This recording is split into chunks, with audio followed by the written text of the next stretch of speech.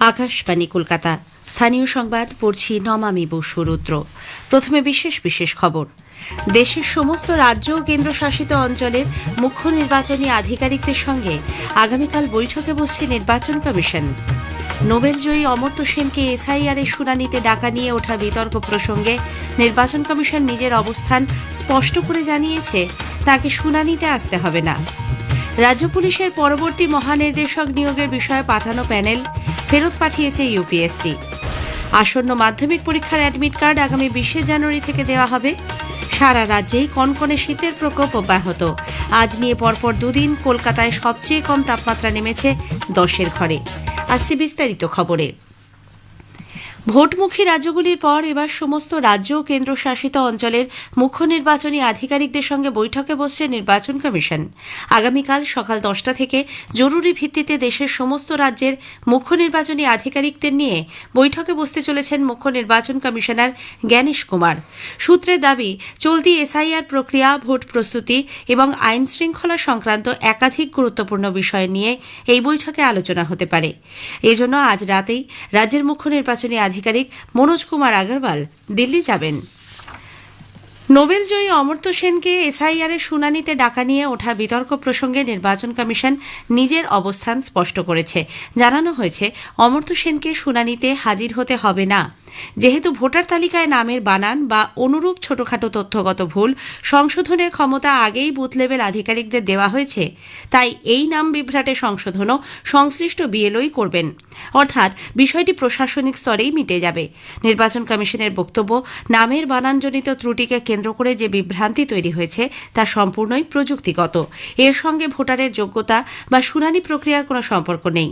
কমিশনের দাবি, এই ধরনের ক্ষেত্রে যাতে অপ্রয়োজনীয় বিতর্ক তৈরি না হয় সে বিষয়ে সংশ্লিষ্ট আধিকারিকদের সতর্ক করা হয়েছে।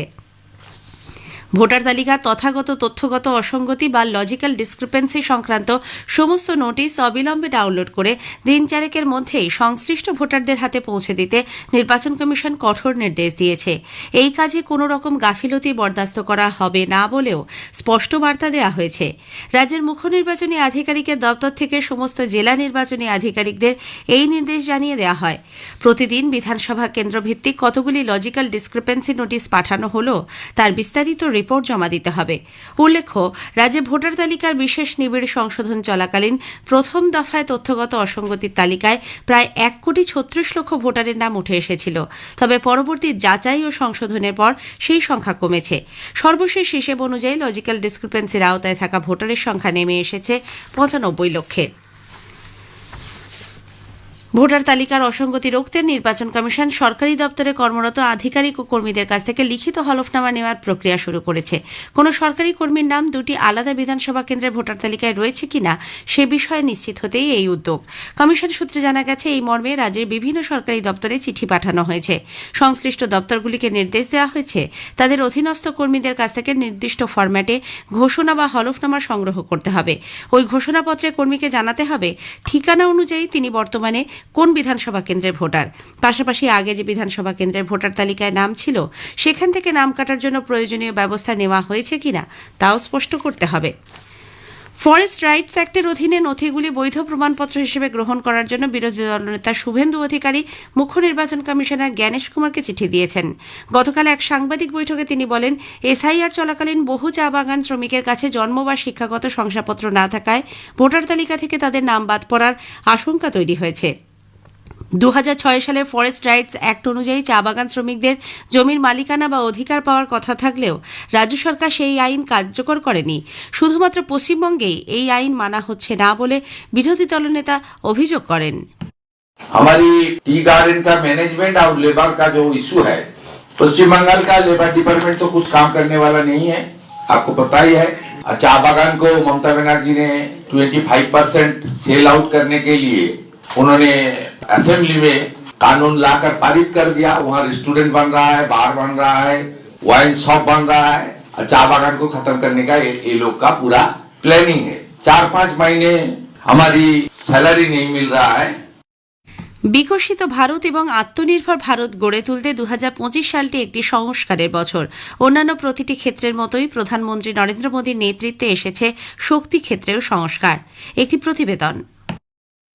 2025 সংসদে পাশ হওয়া শান্তি বিল শক্তিক্ষেত্রে দেশে যুগান্তকারী পরিবর্তন আনতে চলেছে। এই সংস্কারের মাধ্যমে পারমাণবিক শক্তিক্ষেত্রে দেশি বিদেশি বেসরকারি পুঁজি বিনিয়োগ বাড়বে, যা একদিকে তৈরি করবে নতুন কর্মসংস্থান, পাশাপাশি জীবাশ্ম জ্বালানির ব্যবহার থেকে সরে আসতে বিপুলভাবে সহযোগিতা করবে। একই সঙ্গে অচিরাচরিত ক্ষেত্র থেকে উৎপন্ন বিদ্যুৎ সঞ্চয়ের জন্য লিথিয়াম ও অন্যান্য বিরল ধাতু নির্ভর অত্যাধুনিক ব্যাটারি আগামী দিনে এদেশেই প্রস্তুত করা সম্ভব হবে বলে মত প্রকাশ করেছেন প্রধানমন্ত্রীর শক্তি বিষয়ক উপদেষ্টা মণ্ডলীর সদস্য বিজ্ঞানী doctor Shantipada Ganchoudhury. Prime minister declare করেছেন যে 2030-এর মধ্যে আমাদের 3 লক্ষ মেগাওয়াট সোলার পাওয়ার করতে হবে এবং 5 লক্ষ মেগাওয়াট নন ফসিল পাওয়ার করতে হবে। সেই হিসেবে সারা দেশে প্রচুর গবেষণার কাজ চলছে।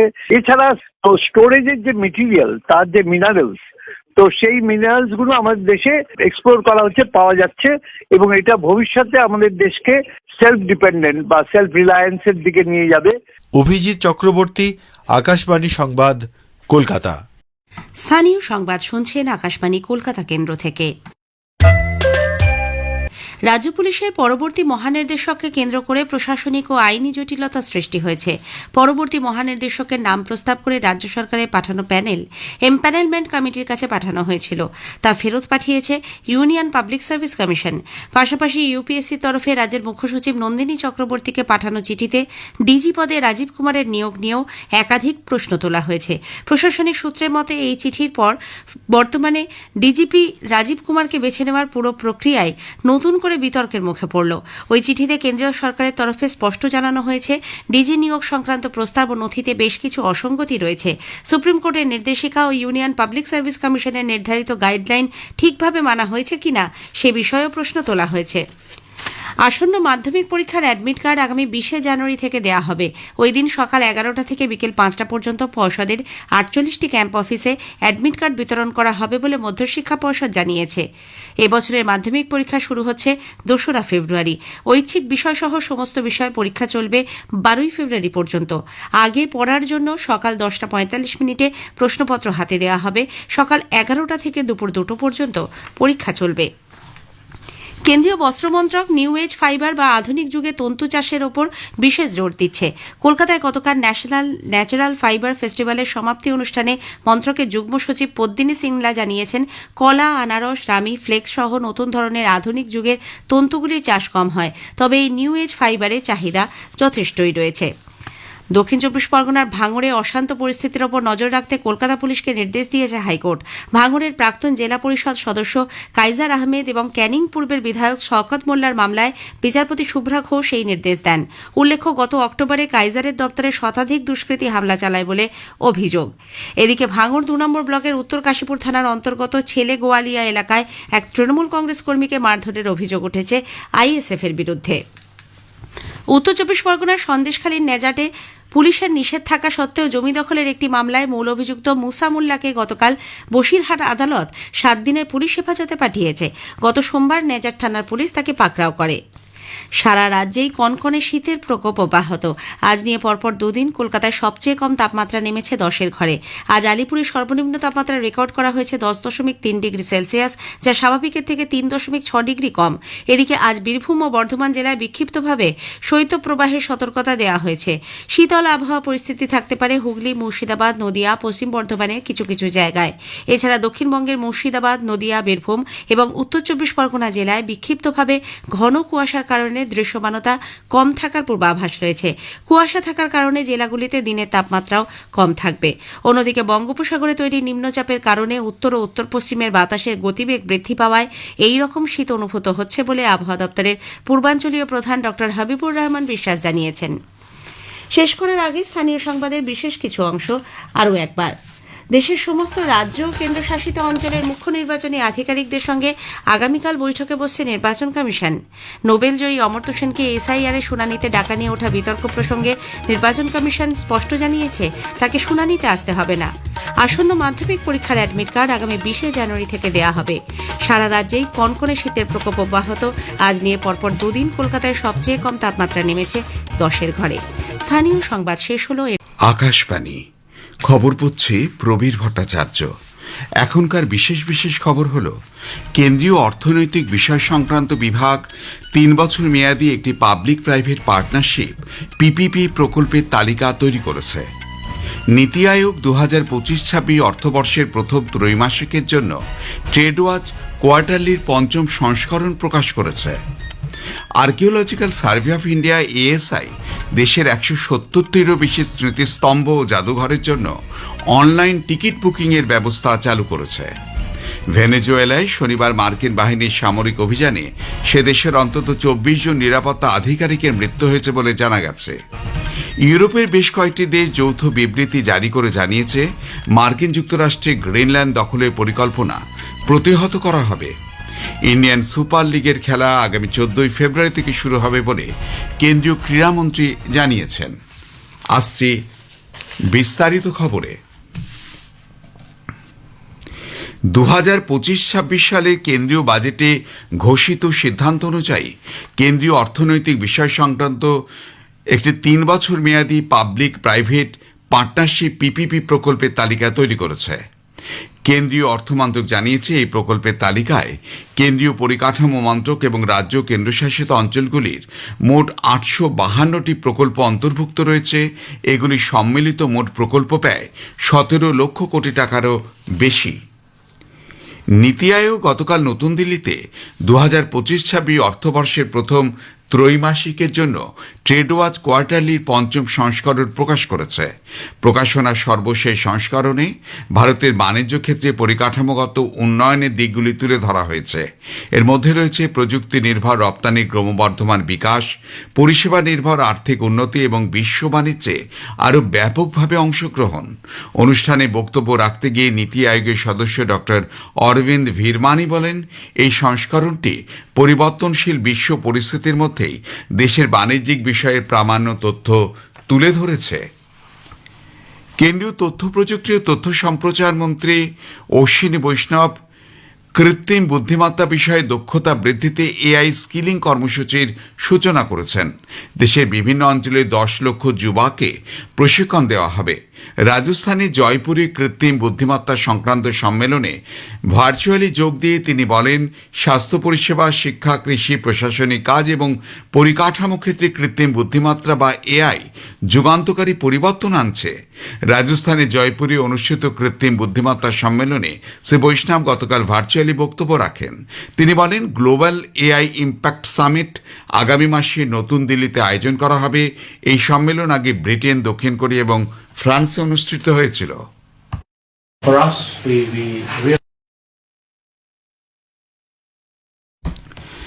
Archaeological survey of India ASI open network for digital commerce ওএনডিসির মাধ্যমে 170টিরও বেশি কেন্দ্রীয়ভাবে সুরক্ষিত স্মৃতিস্তম্ভ ও জাদুঘরের জন্য অনলাইন টিকিট বুকিংয়ের ব্যবস্থা চালু করেছে। সংস্কৃতি মন্ত্রক জানিয়েছে যে একটি উন্মুক্ত ডিজিটাল নেটওয়ার্কে ইএসআই এর টিকিট ব্যবস্থা যুক্ত করার ফলে নাগরিক এবং পর্যটকেরা বিভিন্ন অ্যাপ্লিকেশনের মাধ্যমে টিকিট বুক করতে পারবেন। এটির সহজলভ্যতা ও সুবিধা বৃদ্ধি করবে এবং আন্তঃকার্যক্রম ডিজিটাল ব্যবস্থার মাধ্যমে সরকারি পরিষেবা প্রদানে স্বচ্ছতা ও দক্ষতা জোরদার হবে। এতে বলা হয়েছে যে ওএনডিসির মাধ্যমে এএসআই স্মৃতিস্তম্ভে টিকিট বুকিং করা দর্শনার্থীরা ভারতীয়দের জন্য 5 টাকা এবং বিদেশি নাগরিকের জন্য 50 টাকায় ছাড় দেওয়া হচ্ছে। কেন্দ্রীয় শিক্ষামন্ত্রী ধর্মেন্দ্র প্রধান নতুন দিল্লিতে দেশের 5টি ধ্রুপদী ভাষার 55টি দুষ্প্রাপ্য মূল্যবান সাহিত্যকর্ম গতকাল প্রকাশ করেছেন। কন্নড়, তামিল, তেলেগু, মালায়ালাম ও ওড়িয়া ভাষায় এই সাহিত্যকর্মগুলি রচিত হয়েছিল। শ্রী প্রধান সাংবাদিকদের বলেন যে ভারতের ভাষাগুলি দেশের মানুষ ও সমাজের মধ্যে ঐক্যসূত্রের কাজ করে। তিনি সারা দেশের প্রাথমিক শিক্ষা থেকে উচ্চ পর্যায়ের গবেষণায় ভারতীয় ভাষা করার উপর জোর দেন। ভারতীয় রেল বিশ্বের বিদ্যুৎবাহী রেল ব্যবস্থাগুলির মধ্যে অন্যতম হয়ে উঠেছে। ভারতের 70,000 কিলোমিটার দীর্ঘ ব্রডগেজ নেটওয়ার্কের প্রায় পুরোটাই এখন বিদ্যুৎ দ্বারা চালিত। গত বছরের নভেম্বর পর্যন্ত নেটওয়ার্কের 99%-এরও বেশি বিদ্যুৎ বাহিত করা হয়েছে, যা ভারতের একটি বড় মাইল ফলক। বিদ্যুতায়নের গতি 2004 থেকে 2014 সালের মধ্যে প্রতিদিন প্রায় 1.5 কিলোমিটার বৃদ্ধি পেয়েছে। ভারতীয় রেলে সৌরশক্তির ক্ষমতাও গত বছরের নভেম্বরের মধ্যে প্রায় 900 মেগাওয়াটে পৌঁছেছে, যা 2014 সালে মাত্র 4 মেগাওয়াটের কম ছিল। খবর শুনছেন আকাশবাণী থেকে।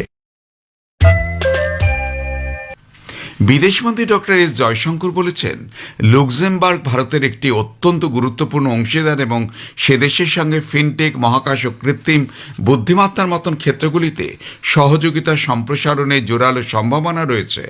6 দিনের ফ্রান্স ও লুক্সেমবার্গ সফরের অংশ হিসাবে লুক্সেমবার্গ সফরের সময় ডক্টর জয়শঙ্কর এই মন্তব্য করেন। তিনি লুক্সেমবার্গের প্রধানমন্ত্রী লুক ফ্রেডেন ও উপপ্রধানমন্ত্রী ও সে দেশের বিদেশমন্ত্রী জেভিয়ার বেটলের সঙ্গেও বৈঠক করেন। ডক্টর জয়শঙ্কর বলেন, লুক্সেমবার্গ শুধু একটি দ্বিপাক্ষিক অংশীদার দেশ হিসাবেই নয়, ভারত ও ইউরোপীয় ইউনিয়নের মধ্যে সম্পর্ক জোরদার করার ক্ষেত্রে এটি মূল্যবান ভূমিকাও পালন করে আসছে Luxembourg.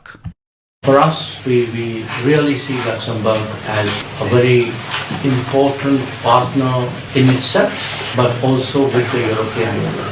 And at a very crucial time in the development of our own ties with the club. So the influence you have in shaping that larger relationship, the support that you extend, that is something which is of great value to us. আলোচনায় অর্থনীতি, বিনিয়োগ, প্রযুক্তি, উদ্ভাবন, digital পরিষেবা এবং প্রতিভা বিনিময়ের ক্ষেত্রে সহযোগিতা সম্প্রসারণের উপর জোর দেওয়া হয়। বিদেশমন্ত্রী ভারত ইউরোপীয় ইউনিয়নের সম্পর্ক জোরদার করার জন্য লুক্সেমবার্গকে তাদের সমর্থনের জন্য ধন্যবাদ জানান। তিনি প্রধানমন্ত্রী নরেন্দ্র মোদী এবং রাষ্ট্রপতি দ্রৌপদী মুর্মুর পক্ষ থেকে শুভেচ্ছা জানান এবং লুক্সেমবার্গের গ্র্যান্ড ডিউক গিয়ামের সঙ্গেও সাক্ষাৎ করেন। সফরকালে ডক্টর জয়শঙ্করের লুক্সেমবার্গে বসবাসরত ভারতীয় সম্প্রদায়ের সদস্যদের সঙ্গে মত বিনিময়ের কথা রয়েছে। ভেনেজুয়েলায় গত শনিবার মার্কিন সেনাবাহিনীর সামরিক অভিযানে সে দেশের অন্তত 24 জন নিরাপত্তা আধিকারিক নিহত হওয়ায় মৃতের সংখ্যা 56 জন হয়েছে বলে ভেনেজুয়েলার সেনা সূত্রে খবর। ভেনেজুয়েলার attorney general Tarek William Saab বলেছেন যে বেশ কয়েকজন সামরিক আধিকারিক ও অসামরিক নাগরিক নিহত হয়েছেন এবং প্রসিকিউটররা এই মৃত্যুর ঘটনা তদন্ত করবেন। একে তিনি যুদ্ধাপরাধ হিসেবেও বর্ণনা করেছেন। হোয়াইট হাউস জানিয়েছে যে মার্কিন প্রেসিডেন্ট ডোনাল্ড ট্রাম্প গ্রিনল্যান্ড অধিগ্রহণের জন্য সামরিক শক্তি ব্যবহারের মতন বিভিন্ন বিকল্প নিয়ে আলোচনা করেছেন। এর আগে ট্রাম্প আবারও বলেছিলেন যে জাতীয় নিরাপত্তার জন্য যুক্তরাষ্ট্রে গ্রিনল্যান্ডকে প্রয়োজন, যা ডেনমার্ক একটি স্বয়ংশাসিত অঞ্চল। ডেনমার্কের প্রধানমন্ত্রী মেটে ফ্রেডেরিকসন সতর্ক করে দিয়েছেন যে মার্কিন যুক্তরাষ্ট্রের যে কোনো আক্রমণ উত্তর আটলান্টিক চুক্তি সংস্থা ন্যাটো চুক্তি লঙ্ঘন করবে। ডেনমার্কে ন্যাটো সদস্য ইউরোপীয় দেশগুলোই সমর্থন জানিয়েছে। ভেনেজুয়েলায় মার্কিন সামরিক হস্তক্ষেপের পর গ্রিনল্যান্ডের ভবিষ্যতের বিষয়টি আবারও সামনে আসে। ইন্ডিয়ান সুপার লিগ ISL 14 ফেব্রুয়ারি শুরু হবে। গতকাল ক্লাব জোটের সঙ্গে সর্বভারতীয় ফুটবল ফেডারেশন ও সরকারের বৈঠকের পর কেন্দ্রীয় ক্রীড়ামন্ত্রী মনসুখ মান্ডভিয়া কথা জানিয়েছেন। ক্রীড়ামন্ত্রী বলেছেন, ISL এর আয়োজনে কিছু সমস্যা ছিল। সরকার, ফুটবল ফেডারেশন ও 14টি ক্লাবের এটি বৈঠক অনুষ্ঠিত হয়েছে। সব ক্লাবই এবার ISL এ খেলবে। হোম অ্যাওয়ে ভিত্তিতে এই খেলা হবে। মোট 91টি ম্যাচ থাকবে। সর্বভারতীয় ফুটবল ফেডারেশনের সভাপতি কল্যাণ চৌবে বলেছেন, ISL এর পাশাপাশি একই সময়ে শুরু হবে আই লিগও, যেখানে 11টি ক্লাব 55টি ম্যাচ খেলবে। তিনি আরও জানিয়েছেন যে 2 লিগ পরিচালনার জন্য নতুন কমিটিও গঠন করা হবে। শেষ করবার আগে খবরে বিশেষ কিছু অংশ আরও একবার। কেন্দ্রীয় অর্থনৈতিক বিষয় সংক্রান্ত বিভাগ 3 বছর মেয়াদী একটি পাবলিক প্রাইভেট পার্টনারশিপ PPP প্রকল্পের তালিকা তৈরি করেছে। নীতি আয়োগ 2025-26 অর্থবর্ষের প্রথম ত্রৈমাসিকের জন্য ট্রেড ওয়াচ কোয়ার্টারলির 5ম সংস্করণ প্রকাশ করেছে। Archaeological survey of India ASI দেশে 170টিরও বেশি স্মৃতিস্তম্ভ ও জাদুঘরের জন্য অনলাইন টিকিট বুকিংয়ের ব্যবস্থা চালু করেছে। ভেনেজুয়েলায় শনিবার মার্কিন সামরিক বাহিনীর অভিযানে সে দেশের অন্তত 24 জন নিরাপত্তা আধিকারিকের মৃত্যু হয়েছে বলে জানা গেছে। ইউরোপের বেশ কয়েকটি দেশ যৌথ বিবৃতি জারি করে জানিয়েছে মার্কিন যুক্তরাষ্ট্রে গ্রিনল্যান্ড দখলের পরিকল্পনা প্রতিহত করা হবে। ইন্ডিয়ান সুপার লিগের খেলা আগামী 14 ফেব্রুয়ারি থেকে শুরু হবে বলে কেন্দ্রীয় ক্রীড়ামন্ত্রী জানিয়েছেন। খবর শেষ হলো।